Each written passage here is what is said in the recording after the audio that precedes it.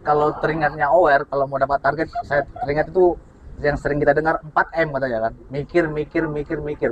Bukan ya, tapi material, method, dan machinery. Kenapa kok yang terakhir itu mesinnya? Kenapa yang utama itu men?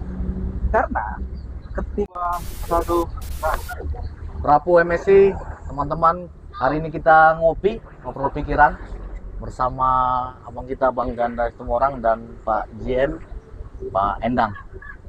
Mungkin kalau yang satunya nggak asing lagi ya bagi kita ya. Boleh Pak, kita perkenalan sedikit Pak, biar teman-teman kita tahu Pak. Oke, Iya. terima kasih Pak Norton. Perkenalkan, saya Endang Suwanto. Saya saat ini diundang ya oleh tim MSC Pak. MSI. Iya, MSI Mineral untuk Sawit Indonesia. berdiskusi ya, ngopi itu ngobrol pikiran tentang industri pengolahan kelapa sawit. Terima kasih.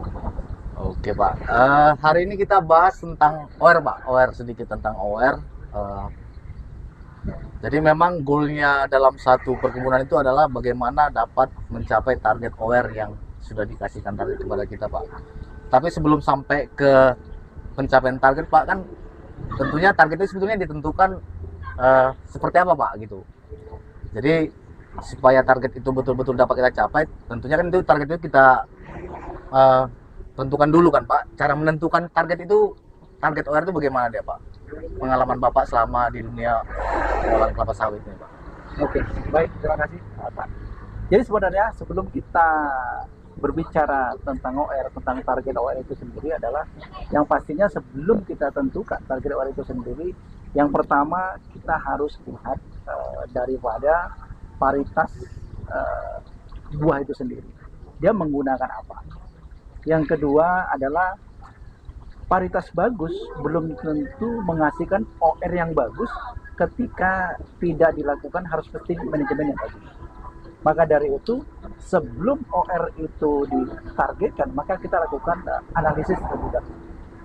Tapi ketika semua sudah standar dilakukan maka kita dapat mengacu pencapaian OR yang ditentukan oleh pembenihan itu sendiri. Ada tambahan Bang Ganda? Ya, mungkin menambahkan tadi sampaikan Pak Endang. Jadi untuk menentukan memang perlu kita ketahui dulu kan. Misalkan sebuah perusahaan yang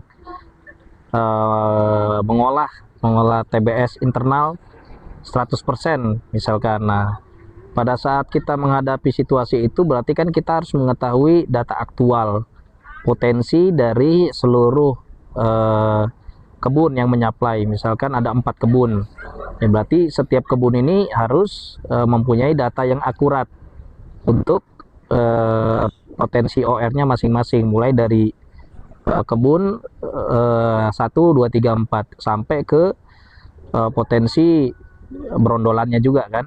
Nah, jadi sehingga potensi itu mungkin bisa didapat ya mungkin dari rumusan kebun ya, rumusan kebun dari segala macam rumusan yang mereka punya, mereka miliki. Nah, setelah dari situ mungkin ya kita kurangkanlah dengan standar oilosis mungkin yang menjadi target 1,4% kah terhadap TBS atau 1,5 itu menjadi kesepakatan lah, kesepakatan standar ya, standar yang dicapai. Nah, dari situ kita tahu target sebenarnya berapa. Misalkan dari kebun menyatakan targetnya adalah 25% misalkan OIR-nya. Nah, kita bicara OIR aja 25%. Ya kita kurangkan aja dengan total oilosisnya. Misalkan target yang disepakati 1,4 terhadap rancangan pembangunan pabriknya. Ya berarti 25 dikurang 1,4. Nah, maka itulah targetnya. Gitu ya, Nah, jadi cuman ya itu juga dengan dasar datanya aktual. Semua data aktual, semua data itu benar. Nah, sehingga solusinya juga benar, targetnya juga benar. Selain topografi, berarti memang perlu betul-betul data yang betul ya, analisis data yang Iya, betul. benar. Iya. Kira-kira Pak Jem mungkin nggak OR kita dapat 30 Pak? OR 30 mungkin kalau berondolan hingga ulang. Oh ya. Namun kalau sampai saat ini ya belum ada satu produk itu yang mengatakan OR-nya itu 30. Namun kalau di angka 24-25% secara year on year itu masih inevitable bisa dicapai. Tapi kembali lagi ketika kita melakukan pengolahan yang disampaikan dari Pak Ganda tadi itu, kita melakukan pengolahan betul-betul 100% kebun ini. Itu bisa dicapai. Bisa dicapai, Bisa Pak, ya? dicapai. Tapi itu tadi kembali lagi karena ketika kita bicara OER itu banyak aspek yang harus kita perhatikan. Yang aspek yang paling penting adalah bagaimana bahan baku yang dikirim sesuai daripada kriteria yang diinginkan. Jadi kalau cerita OER itu sebenarnya pembahasannya cukup panjang. Iya ya. Oke Pak, jadi memang kan kalau teringatnya OER, kalau mau dapat target, saya teringat itu yang sering kita dengar 4M katanya kan, mikir, bukan ya, tapi man, material, method, dan machinery Pak.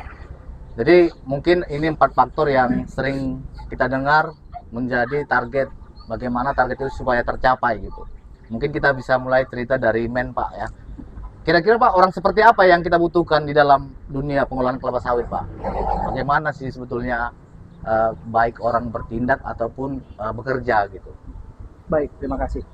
Sebetulnya ketika kita bicara 4 aspek untuk mencapai tujuan OER itu sendiri, itu yang tadi 4-nya adalah man, material, method, machinery. Kenapa kok yang terakhir itu machinery? Kenapa yang utama itu man? Karena ketika kita pelajari tentang man ini cukup terkorelasinya cukup besar sekali. Kenapa? Kalau kita lihat ya, industri pabrik kelapa sawit itu sendiri tidak ada industri yang canggih. Tidak ada industrinya. Yang dibutuhkan di sana yang pertama manusia yang peduli.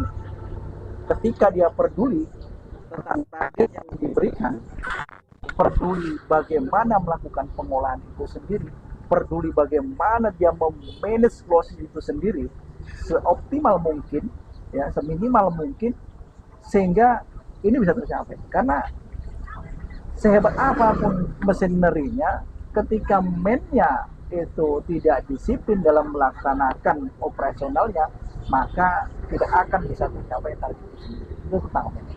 Maka dari itu di pabrik sawit ini hanya butuh orang yang peduli, tidak butuh orang yang pintar.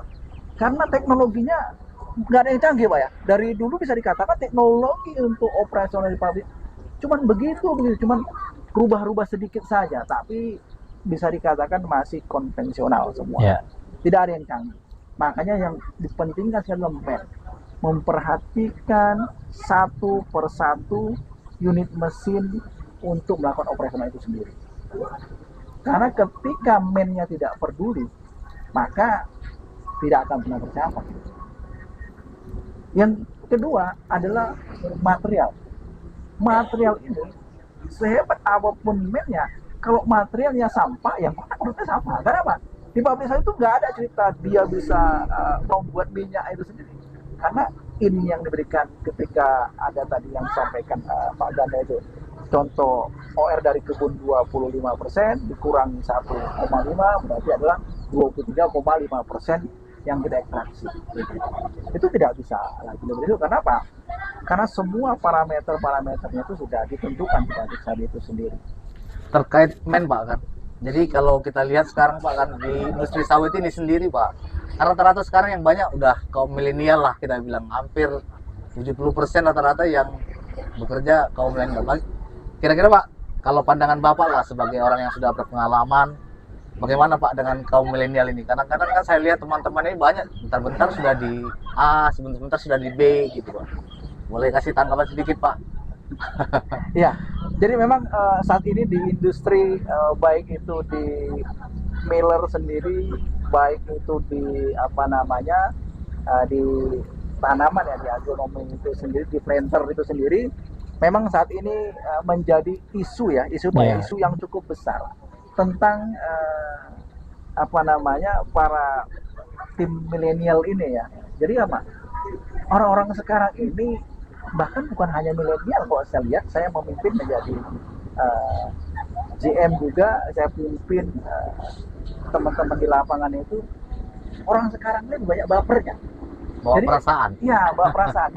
Jadi ketika kita berikan masukan tentang kekeliruan itu, mereka baper. Tinggal itulah kita bagaimana menyikapi, melakukan pendekatan. Kalau kata guru saya dulu katanya, ketika kita memimpin di zaman sekarang ini harus kita rogoh hati. Kita rogoh hatinya. Jadi kita pola mimpin kita itu tidak bisa sama dengan pola mimpin seperti dulu. Dulu kita tendang dia mau berjalan. Kalau sekarang kita tendang dia melawan. Nah, jadi makanya sekarang ini yang paling terpenting bagaimana merogoh hatinya itu kita bisa dekat dengan dia sehingga yang kita sampaikan itu bisa masuk di kepalanya dan bisa 1%.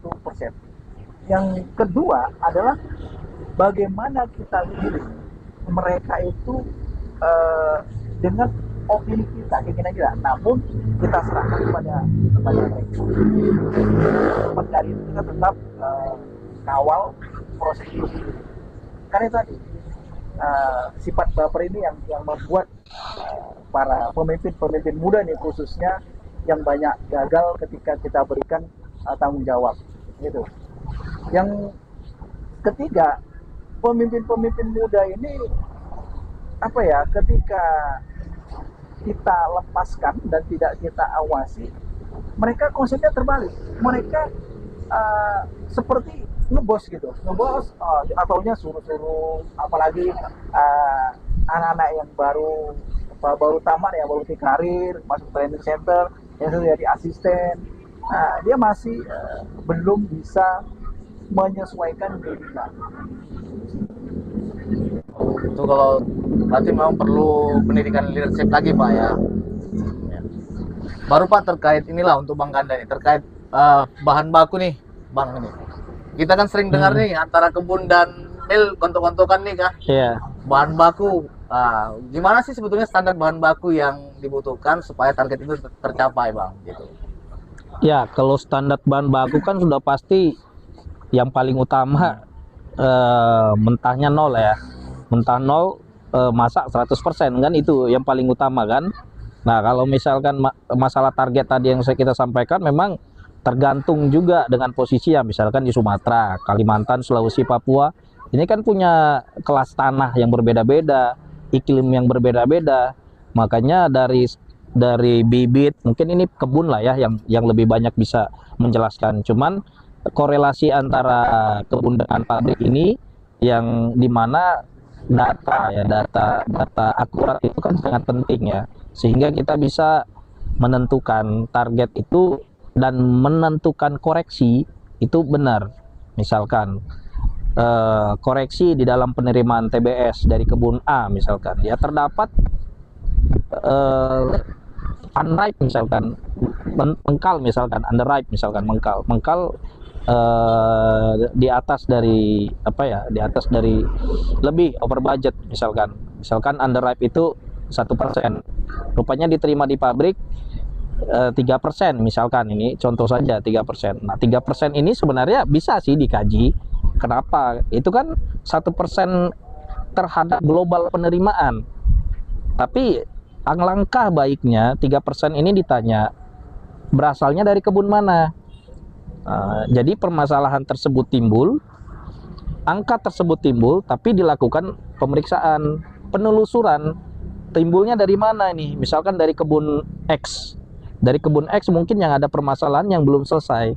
Ya permasalahannya dulu diselesaikan supaya underripe-nya tadi bisa masuk ke dalam target. Kalau permasalahan tadi tidak diselesaikan, ya itu jadi debat kusir jadinya. Nah sehingga yang disajikan pabrik ya sampai kapanpun yang menjadi masalah yang ditemukan sama pabrik. Bisa saja dilakukan grading bersama, tapi grading bersama juga akan dibatalkan ketika permasalahan tadi tidak ditelusuri. Nah sehingga terjadi gontok-gontokan. Artinya permasalahan tadi tidak dieksplor, tidak diangkat ke permukaan dengan jujur, dan tidak diangkat ke permukaan itu dengan profesional. Nah ini banyak yang terjadi ya. Saya dulu manajer GM juga, ya banyak permasalahan ini yang seperti ini. Jadi ketika permasalahan tadi ditutup dengan keegoisan, ya sorry ya, mungkin ada manajer GM yang nonton ya, itu banyak permasalahan ya seperti itu kira-kira. Artinya permasalahan harus diungkap dengan kejujuran dan keprofesionalan sehingga tidak ada yang disudutkan, tapi lebih fokus kepada penyelesaian masalah. 1% itu SOP, ya oke memang SOP-nya, tapi kebun yang mana ini? Kan tidak semua bermasalah mungkin. Mungkin pada saat kebun yang ini tidak masuk, besok blok ini tidak masuk, mungkin besok bisa under. Nah, kan ini permasalahan. Itu. Kalau Pak Endang sendiri Pak, kira-kira pengalaman lah Pak ya. Pengalaman Bapak gimana Pak ini supaya mengatasi tidak saling Ego. ego kata Pak Ganda tadi kan. Ada nggak pengalaman Bapak nih? Oke, jadi saya pernah melakukan hal ini ya sebenarnya, yang sampai dikatakan, nah ini nggak saya tunjukkan di mana perusahaannya, mengatakan bahwasanya pabrik A ini tidak akan pernah melampaui pencapaian OR daripada pabrik B. Kebetulan pabriknya berdekatan dan satu hamparan satu perusahaan tersebut. Ada 2 pabrik kita, ya. Jadi ketika ini disampaikan, saya kan orangnya penasaran. Kenapa kok nggak bisa? Karena katanya ini pabriknya vertikal, yang sana horizontal, sehingga pencapaian OR pasti lebih rendah yang di sini. Karena saya orang penasaran, kan tidak masuk dalam logik penjelasan seperti itu bagi saya.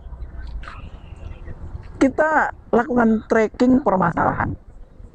Ya, saya sepakat dengan tadi Pak Ganda katakan, hilangkan ego antara kebun dan pabrik. Karena sebenarnya tujuan manajemen ada satu yang dalam tangki, yang kita ukur setiap pagi. Ya Pak ya, Mengerucut lah. itu benar.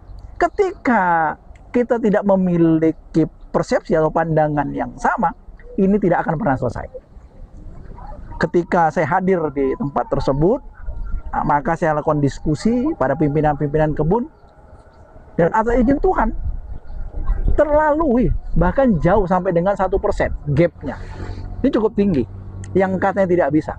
Karena saya prinsipnya ketika saya diberi challenge dan saya rasa ini harus dipecahkan challenge ini dan dituntaskan, maka saya tuntaskan. Dan terbukti, bukan day per day, tapi month to month.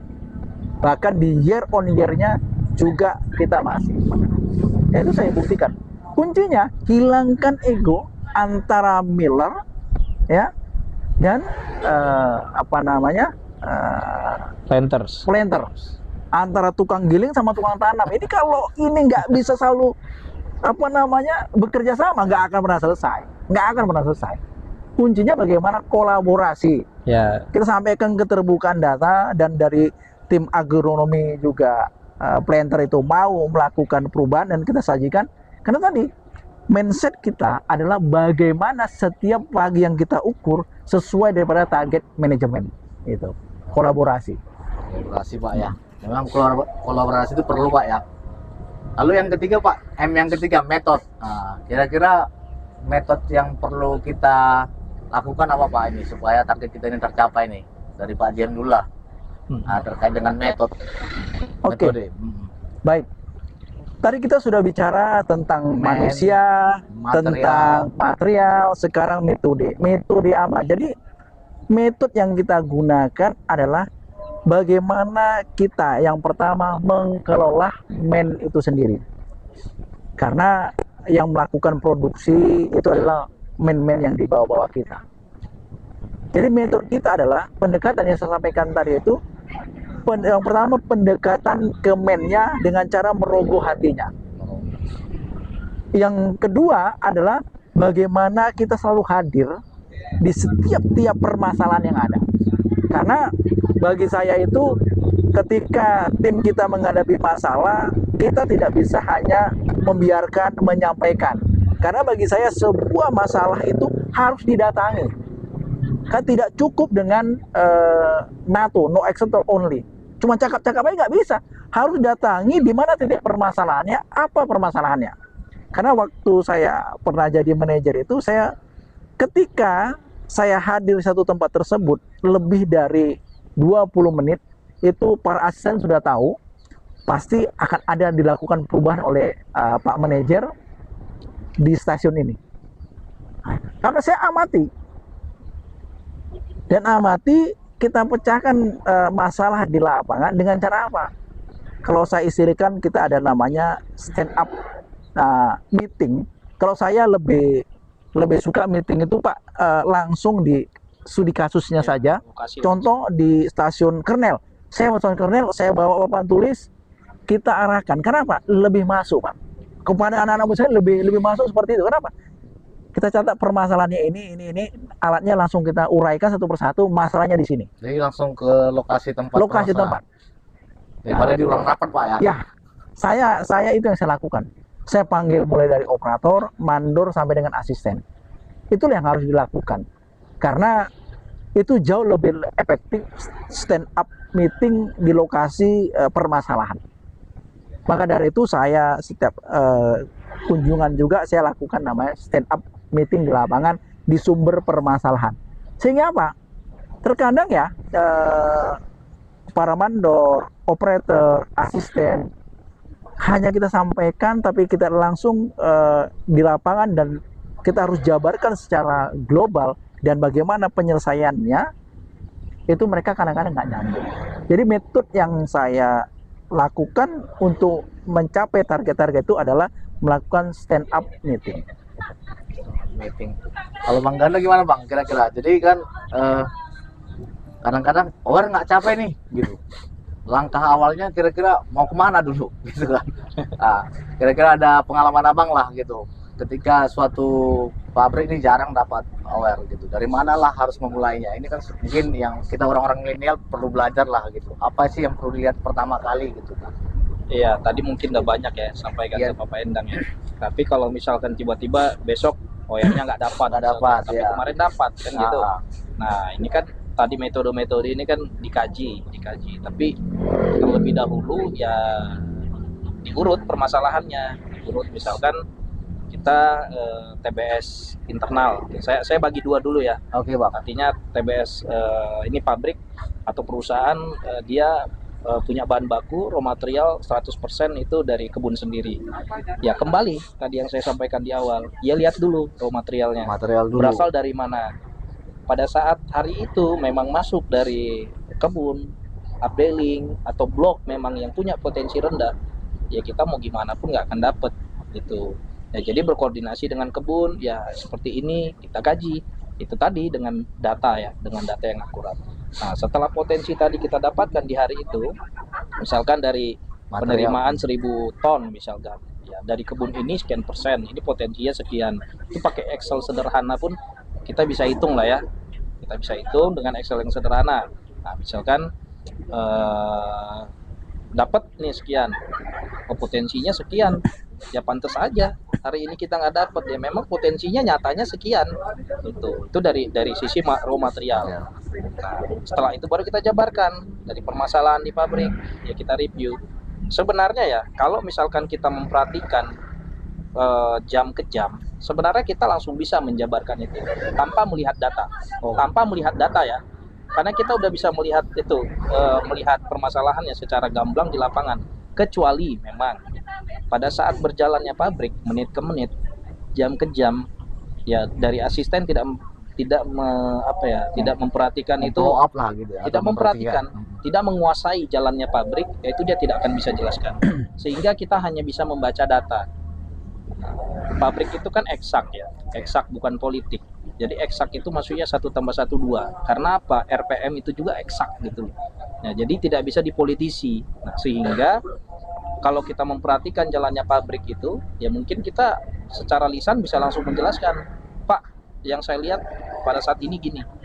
Nah, kalaupun metode ya yang saya lakukan itu, memang kadang-kadang tidak semua kita bisa pantau. Makanya sekarang mungkin ada metode real time monitoring secara online ya. Jadi semua bisa memperhatikan. Artinya bukannya sekedar bukan seorang manajer yang bisa melihat pabrik itu. Dari head office pun kita bisa lihat, kan sekarang banyak metode, misalkan dari SCADA kita bisa kembangkan itu menjadi metode monitoring yang real time. Nah, jadi kita bisa lihat itu pergerakan pabrik dari menit ke menit, detik ke detik, kita bisa melihat itu perkembangannya. Nah, kalau misalkan kita menguasai menit ke menit, kita cek. Kalau tidak, berarti kita hanya bisa melihat monitoring yang ada di dalam laboratorium. Kita anggap itu datanya real.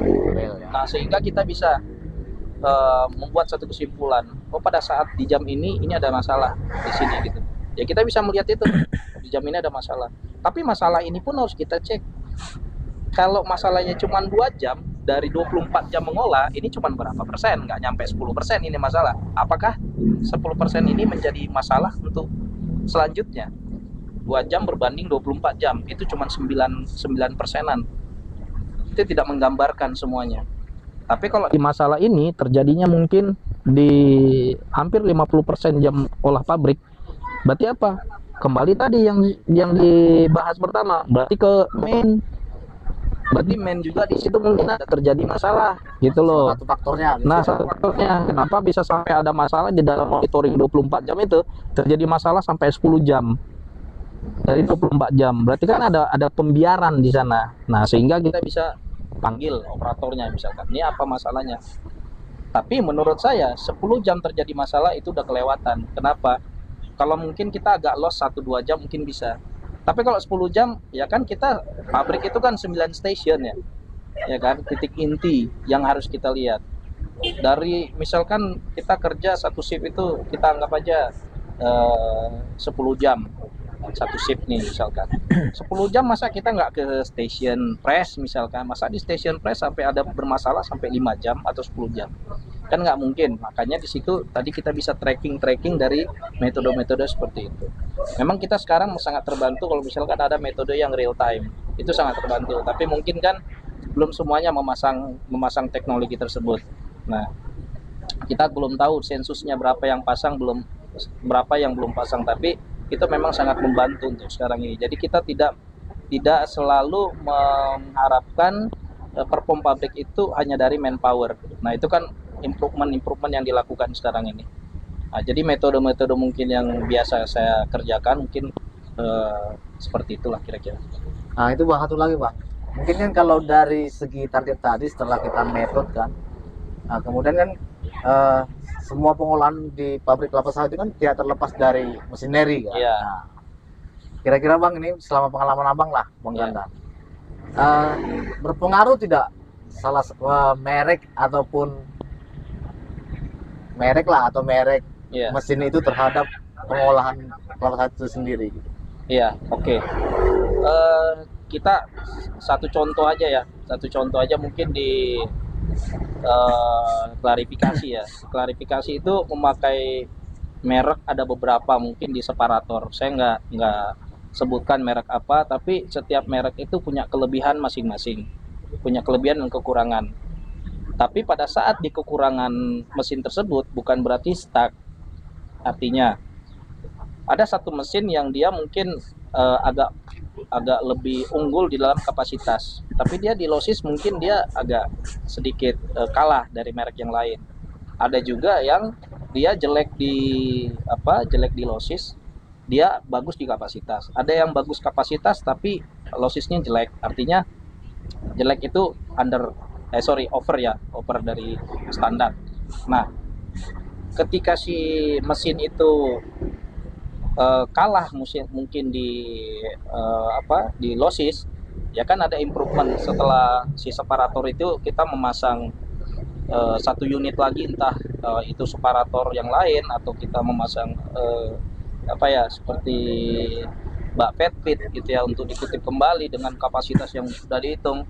Yaitu artinya setiap merek pasti ada kelebihan dan kekurangan, tapi tergantung kita setelah kita temukan kekurangan itu, nah kita melakukan apa. Kalau kita mau pasrah dengan kekurangannya ya sudah gitu, artinya pasti ada kekurangan dan kelebihannya.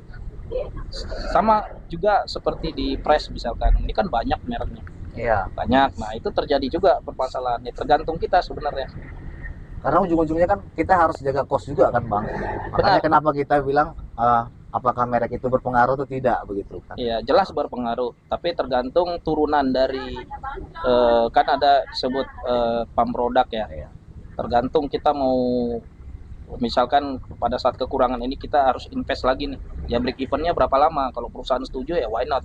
Kalau tidak setuju ya mau gimana lagi? Ya itu kira-kira selera-seleraan itu kira-kira. Ya. Itu kalau dari segi merek nih. Kalau Pak Jem nih dari segi desain lah Pak gitu. Kira-kira desain sebuah pabrik itu mempengaruhi tidak Pak gitu kan? Kalau kita ada yang vertikal, ada yang horizontal, ada yang atau Ya. Jadi kalau kita bicara tentang desain ya Pak. Dengan desain Jadi mendesain pabrik itu memang harus sesuai, ya. Sesuai itu dari mana? Mulai dari awal sampai akhirnya. Karena jangan ada yang kebesaran, ada yang kekecilan. Jadi desain sumber berpengaruh ya. Contoh, kita pabrik kapasitas 60 ton. Itu kita mulai desain dari mana? Mulai dari hulunya. Hulunya mana? Yaitu mulai dari sterilizer-nya, ya, sampai ke all station-nya. Yang kedua, kita masuk di klarifikasi. Kalau kita bercerita tentang OER, kita dari pengolahan, bahan bakunya sudah oke dan sebagainya. Sumber yang paling terakhirnya itu, finishnya itu di stasiun klarifikasi untuk pencapaian OER itu sendiri. Sehingga di sana harus kita hitung.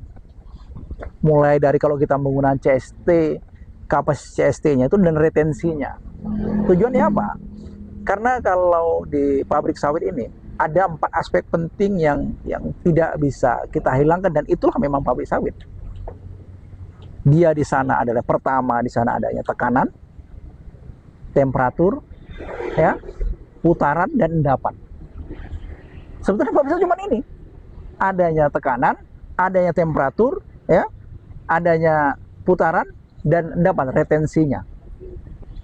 Ketika 4 aspek ini terpenuhi, maka pencapaian OR optimal akan tercapai. Gitu. Kalau secara desain ini betul-betul dihitung, nggak bisa ngarang. Jangan nanti kita bangun pabrik 60 ton, tapi kita bangun boilernya ini kapasitas adalah 45 ton. Ini kan nggak match, nggak nyambung, gitu loh. Jangan kita nanti pabriknya 60 ton, tapi boiler yang kita pasang itu adalah kapasitasnya 20 ton atau 25 ton.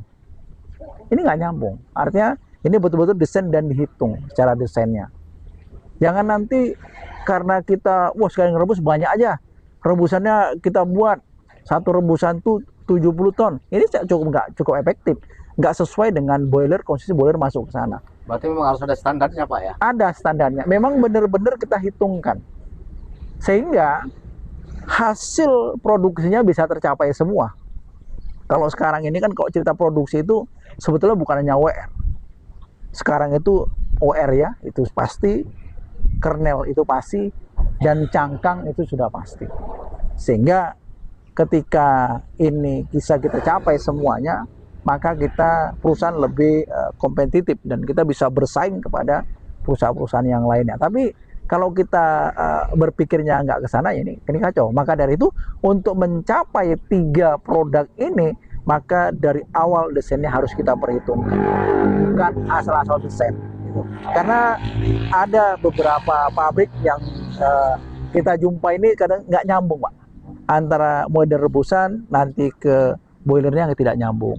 Di rebusan boiler stasiun klarifikasi nggak nyambung. Dan yang disalahkan itu selalu operationnya.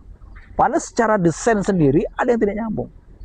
Ya mohon maaf, ini nggak saya sebutkan di mana pabriknya, tapi ada yang demikian, nggak nyambung satu sama lain. Jadi kalau kita menemui kasus seperti itu, gimana Pak?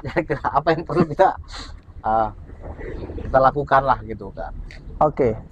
Jadi ketika kita jumpai seperti itu, apa kita hitung di mana kekurangannya. Contoh di stasiun klarifikasi, ketika kita mengadopsi 4 aspek penting tadi itu adalah endapan. Di klarifikasi itu endapan, putaran, temperatur, di situ hanya 3. Karena di klarifikasi itu kompleks. Dia di situ butuh putaran, butuh pengendapan, dan butuh temperatur. Ya, yang nggak dibutuhkan di sana tekanan, karena nggak ada menggunakan tekanan, kepakuman ya, itu di vakum dryer itu. Jadi itu. Jadi ketika jumpa di klarifikasi, kenapa underflow saya selalu tinggi? Pabriknya itu 60 ton, ternyata CST yang dibangun cuma kapasitas 90 ton. Artinya ini nggak match secara desain. Gitu. Yang kita lakukan apa? Ya harus lakukan penambahan atau pembesaran daripada CST itu sendiri. Harus kita hitung sesuai dengan kapasitasnya. Gitu.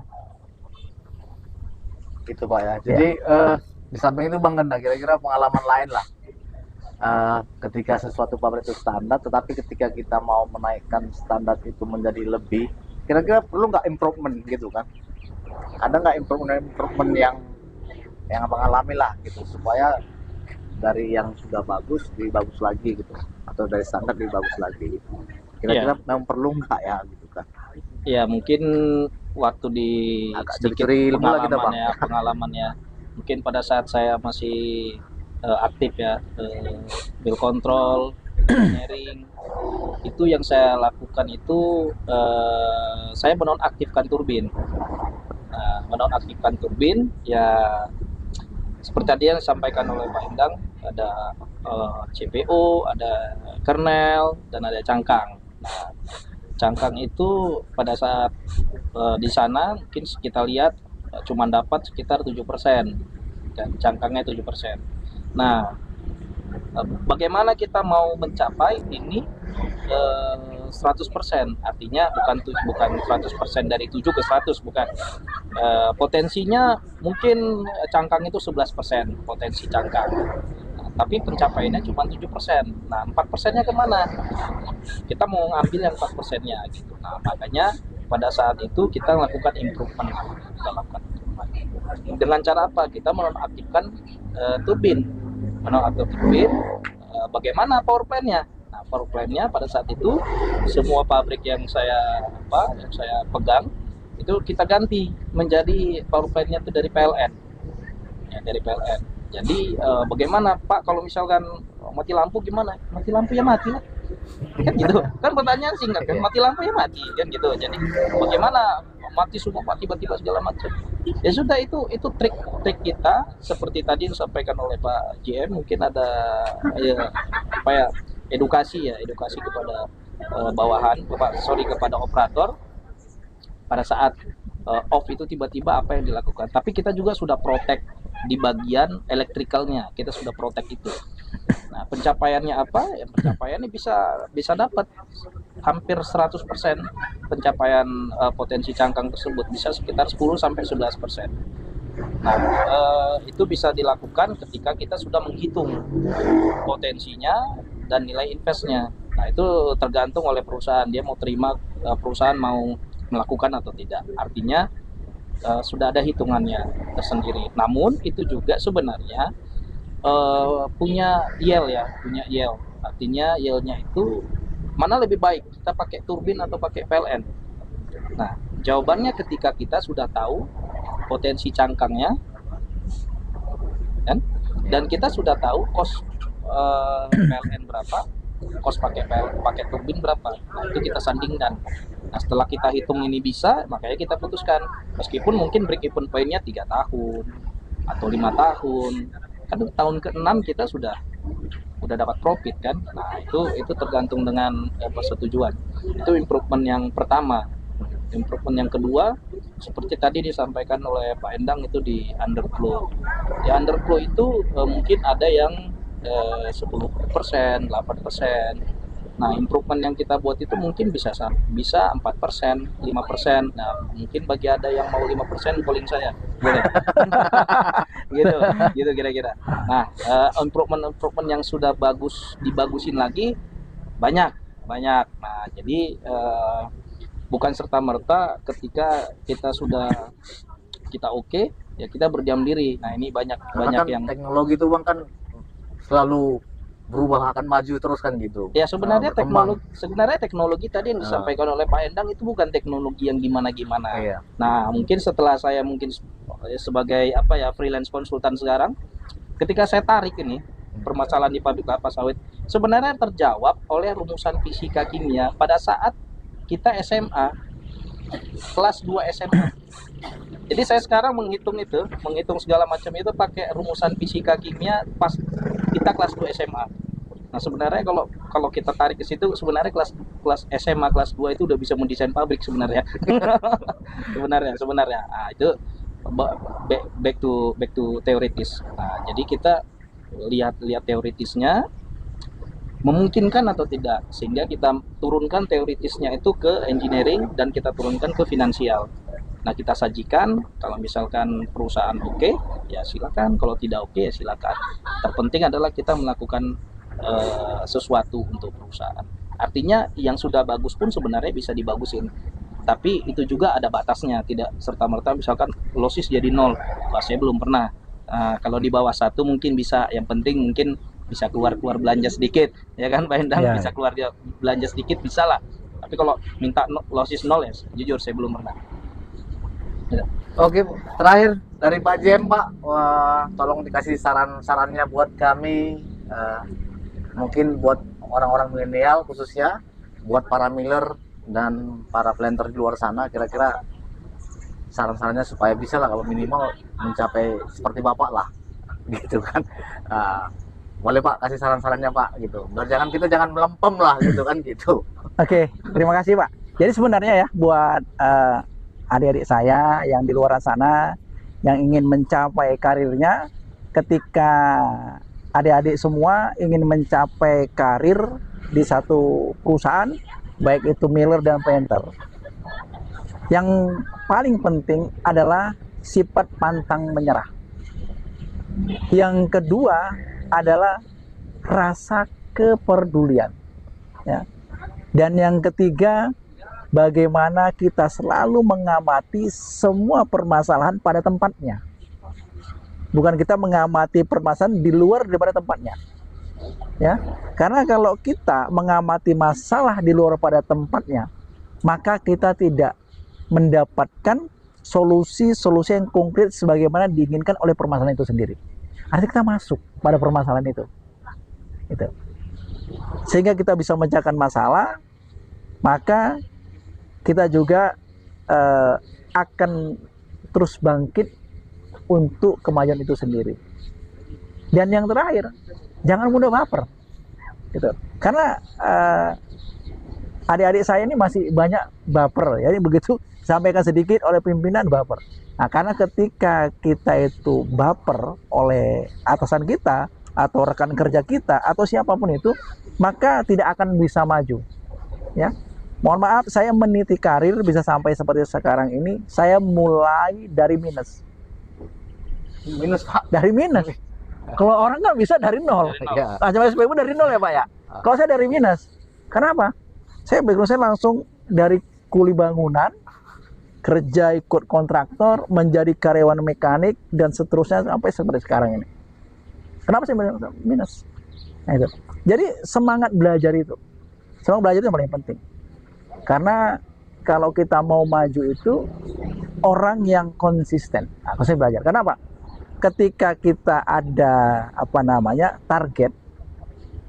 target itu tanpa ada konsistensi itu nggak akan bisa. Target itu adalah sebuah wacana yang kita tuju. Yang paling terpenting adalah konsistensi. Membangun konsistensi yang saya sampaikan di depan tadi. Jangan baperan, menyelesaikan masalah pada tempatnya. Gitu loh. Ketika ini konsisten kita lakukan, maka kita bisa mencapai target yang kita inginkan. Mau jadi apa dan seperti apa. Karena sebetulnya kalau kita kembali dalam ilmu pikiran, yaitu law of attraction tentang itu, bagaimana kita memikirkan. Ketika kita pikirkan baper, nggak enakan, ya itu akan jadi nggak enakan.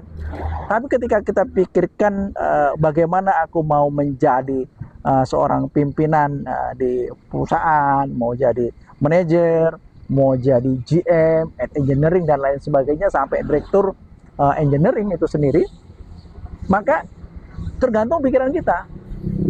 Sebenarnya buat adik-adik semua bukan bisa atau tidak bisa kalimat, tapi mau atau tidak. Mau atau tidak? Mau atau tidak? Bukan bisa atau tidak. Semua orang bisa ketika memiliki kemauan. Dan ketika kemauan ada, maka kemampuan akan muncul secara sistematis. Ya, ketika kemauan itu ada, maka kemampuan akan muncul secara sistematis. Karena itulah pikiran kita. Itu dari saya. Terima kasih Pak Jem atas waktunya, Bang Anda atas waktunya. Jadi teman-teman, mudah-mudahan apa yang kita sharingkan hari ini bisa bermanfaat buat kita semua. Nanti teman-teman kalau ingin sharing lebih lanjut, boleh DM ke Millennial Sawit Indonesia. Nanti kalau perlu kontaknya Bang Ganda, boleh nanti di-share Pak Jem juga boleh, atau ingin tukar pikiran atau bersharing. Jadi untuk hari ini begitu saja ngopinya, ngobrol pikiran. Bravo MSI. Bravo MSI.